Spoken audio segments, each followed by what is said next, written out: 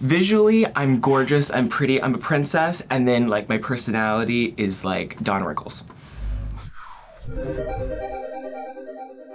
Hello, hello, hello. I'm Joey Nolfi with Entertainment Weekly, and I'm here with the cast of RuPaul's Drag Race Season 15. And did you know these actually aren't director's chairs? These are actually thrones, because everything that Princess Poppy reclines on is a throne, in fact. So thank you so much for joining me and blessing me with your regal presence. Thank you so much for having me. It's an honor. Of course, it's an honor also to be in the presence of this hair. Now, did you stone that hair? I did not.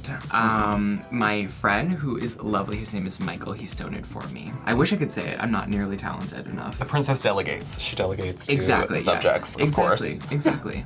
Now, you do come from a very royal drag scene. I mean, the San Francisco drag scene, correct? I wouldn't describe it as royal, but yeah, it's definitely a drag scene.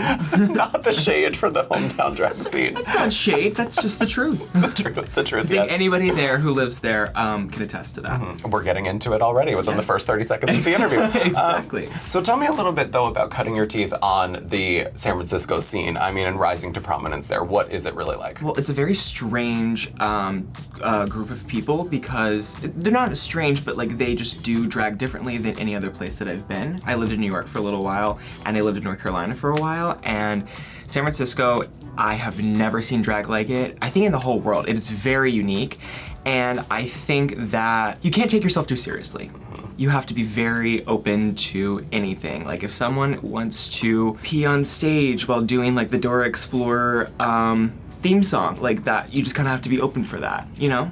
People do that in San Francisco? Oh yeah, they've done worse, yes. I've seen someone got a miniature pool, and then they put a bunch of balls in it, and they did a number about gurgling balls, but regardless, yes, it is unique. And then somewhere pee and Dora the Explorer comes in. Yes, it comes in. That's just an example, but that... So that you didn't see? No, I did that actually. yes, you did it on the stage of RuPaul's Drag Race. I did, yes. Wonderful. That was my audition tape. That reminds me of, there's a queen, I'm from Pittsburgh, there's a queen named the Moon Baby. Have you ever heard of her? I have not. Okay, so she did like the show where she like stuck a literal like egg up her butt.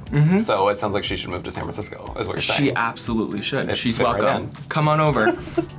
Now there are a lot of famous drag race gals from the San Francisco scene as well, like Rock'em Sakura, Lady Camden. Do you sort of run in the same circles as them? Do you know them? Rock'em Sakura, she was a little bit before my time. I've moved there. I've been there for 4 years, so I didn't really get to see her too much. But Camden, me and her have done quite a few gigs together. Loved her. I knew her before Drag Race, and she actually helped me with Drag Race. Aww. She, gave me a few pointers, and she actually gave me a few connections to designers. So she was very helpful. Oh, that's great. Yeah. Did you do the same for her? Did you help her when she was... No. What connections could I possibly offer? I mean, you also do, I read that you do a regular drag brunch in San Francisco. I do. And as any queen who does a drag brunch might know, I'm sure there are some horror stories that you have from drag brunches. Unfortunately, there are. Just because it is predominantly straight, I'm sorry to all the straight people, no offense, but they do tend to come to a drag show and they're either, one, what the f is going on, or two, they think that they are part of the drag show and they force themselves on stage. So there's been a couple of occurrences where I've had to yell at people to get off the stage or, say, get the hell back. But for the most part, everybody's really cool. Everyone's really chill. And SF, just people in general are pretty just like, whatever, girl. Yeah, I mean, if they're used to the things that you're saying happen in San Francisco drag, I mean, it would take a lot to phase them. That is true. Well, actually, there's a big difference, because the drag that like normal regular people see are gonna be people like me, but then there's like that more niche community, side, which is what I was talking about earlier. But that's like what I think of as SF drag.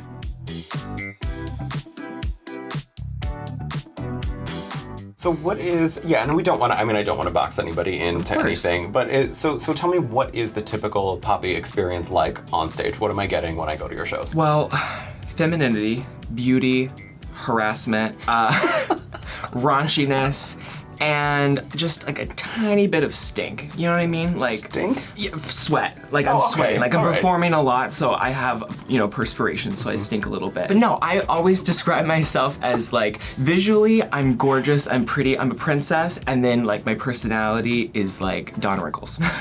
Okay, so you are like improv comedy? Is that something that... Yeah, like I kind of do all of it. Like I do everything. Like I'll host, I'll do a little bit of stand-up, I'll do a little bit of numbers. I do comedy pretty much throughout everything I do, but I'm always trying to make sure that I look fantastic. I describe myself as a comedy queen who just so happens not to look like shit. Right. Yes, but the smell though. The smell, that's the 3D experience, you know? A 3D drag queen. Yeah. Love it. Now, heading into Drag Race, were there things that you thought you were going to excel at? Were there also things that maybe you surprised yourself in excelling at without giving too much away? I really thought I would do good at Snatch Game. Snatch Game, I think, is right up my alley.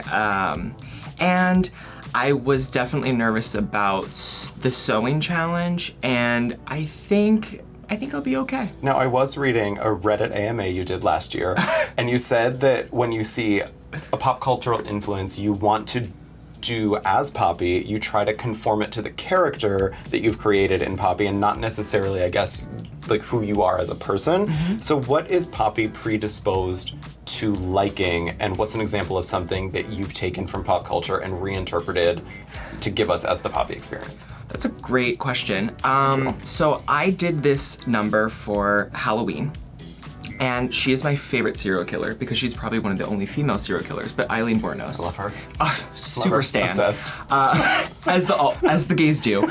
And she, I've always just been fascinated with her, and I really wanted to do a number involving her, and one day I just sat down and I listened to Bohemian Rhapsody, and if you listen to the lyrics, it tells her life story. And so I did her life story to the tune of Bohemian Rhapsody and acted out everything. You know Lemon from Drag Race Canada? Yes. She was in it. She played Christina Ricci. Speaking of serial killers, Lemon. Exactly. She played my lesbian girlfriend. And it was fantastic. So that's sort of how I do my I get the full picture. Yeah. I fully get it. Wait, so is that has to be online somewhere? I think it's somewhere on my Instagram, like it's in my like highlights, but I don't have like a full video of it, unfortunately. Okay. I'm sorry I did not come across that in my research, but as soon as I go home, I'm researching that, as I know you all will. Yes.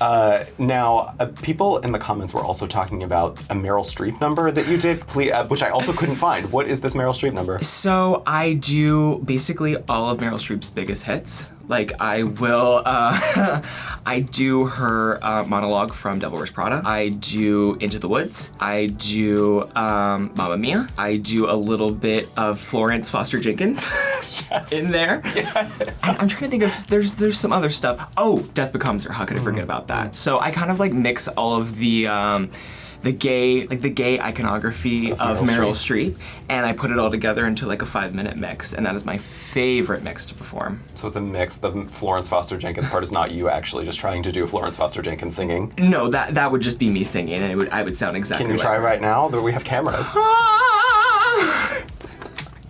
Just cut it there. Yeah, wonderful. I think we're good. Great. Also on TikTok, though, I did research your TikTok. Yes. I don't know if you're serious or not about this, but you said a guy on Grindr messaged you your parents' full name and address, and you still went on a date with him. So Poppy is sweet and innocent on the outside, but are you thirsting after serial killers? Are you the Eileen Wuornos? Yes. Okay, so I kind of lied, as one does online. And the first half is true. This man did message me, and he sent me my address. I was living in New York at the time, so he sent me my address in North Carolina, which was scary. Very frightening, but I still kind of talked to him, so, you know, I kind of twist a little bit. I didn't go on a date, so I am lying. But to this day, you still talk to him? Yeah, I mean, he is my dad. I'm kidding.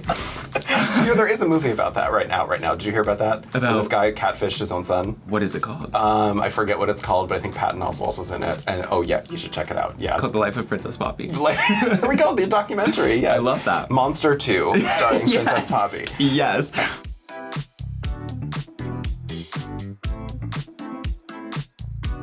Without spoiling too much, this comedic energy that I'm getting from you, I imagine that was also an asset to you on season 15. Yes, I mean, I put comedy first, and then everything else was kind of second. So comedy is always my first and foremost. And then, you know, if I look pretty and if I don't look pretty, who cares? As long as I'm funny. Exactly. Yes, there you go. Now, she might be funny, but is she the drama? I have absolutely no drama with anybody. I get along with everyone, and I pride myself on that. I do not like to get into fights, unless it's Mistress Isabel Brooks. I was going to say, you have famously lied several times in this interview. That is true, but you know what? That's what drag queens do. do. They lie and they thirst after serial killers. So I like how this is my my brand. it's now becoming your brand. This is really unfortunate. I'm so sorry. I'm so sorry. Now, what about season 15 do you think is going to really gag the fans? How does it step up the game from season 14? Well, it's the most queens ever. It's 16 queens, so already it's crazy because there's so many of us to keep track of, and there's so many big personalities. I also feel like because it is season 15 and it is sort of like an anniversary season, that everybody has sort of upped their game to like just the highest level possible. I mean, we have legends on this season like Sasha Colby, we have incredible fashion girls like Lux, we have Sugar and Spice. I mean, we have TikTok famous girls like Sugar and Spice. I just feel like everybody's there to fucking compete. Whereas I feel like past competitions, they were kind of like, we're gonna be best friends, and here they're cutthroat. So you're saying season 15 is not season 9? No, oh, not even close. This is not best friends, RuPaul's Drag Race. Ugh, this is not RuPaul's best friend race. There you go. Find the note. Find the Yeah. note. Now, season 14 also went down as one of the twistiest seasons. So without spoiling too much, Yeah. like it wouldn't be Drag Race without twists. So like the twists are coming. Yes and no. Oh, so the twist is that there's maybe no twist. You're on it. That's me saying that, not her. She can't get in trouble. Yeah, thank you. I did sign an NDA, so Yeah. please don't sue me. Now, after having competed, if you could go back and tell the Poppy that walked into the workroom on the first day without having experienced Drag Race, if you could tell her one thing now with that experience behind you, what would you tell her? Bring deodorant. 100%. Bring deodorant, girl. That's it. Yeah, I think that's it. Lovely. Yeah. Now, the New York City girls have kept the Untucked crown for the past 2 seasons, so it's a different city taking the Untucked crown this year. I think it's gonna be Houston, Texas. I'm feeling that it's gonna go to the south. You know what I mean? I mean, if I'm mathing the math, there's only one queen from Houston, Texas on the season. I don't know. Who knows? Who could it be? Who could it be? idea. I have no idea. Did you steal anything from set? Actually, yeah, I stole an entire table. Like, you know, like they have the workroom tables? How did you do that? Are you famously lying again? Yeah, of course I am. Famously lying Yeah. again. Okay, I'm trying to pick up on your giveaways for lying, and you just tugged on your ear. I'm like, wink, wink. Every time you tug on your ear, I think people are going to think you're lying now.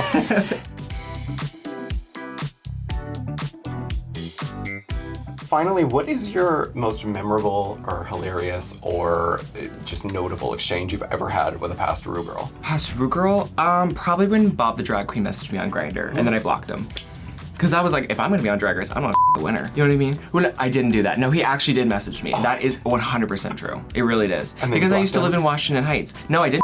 I blocked him. I said block. No, I didn't say I said block. Yeah. You did block him. I did block him. Do you feel good about that decision now? I do, because I didn't want to be another Miss Cracker. Sorry to this Miss Cracker. Sorry to Love Miss you, Cracker. girl. We love all the love to Miss Cracker. Princess Poppy, thank you so much for you. being here. It was so fun to talk with you, and watch out for Poppy on RuPaul's Drag Race Season 15.